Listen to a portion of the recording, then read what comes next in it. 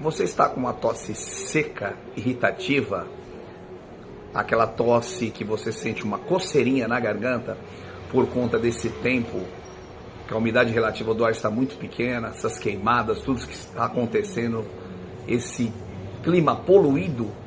Fica até o final do vídeo, que esse vídeo é para você. Farmacêutico Marcelo Arcanjo. Bem, meus amigos, hoje eu vou falar desse produto, que ele é um xarope, que ele serve para tosse seca e irritativa.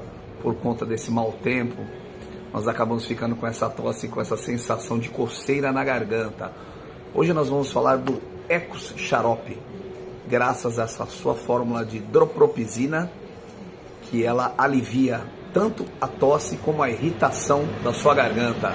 Vende em farmácia e não precisa de receita. Gostou da dica? Segue a gente para mais dicas.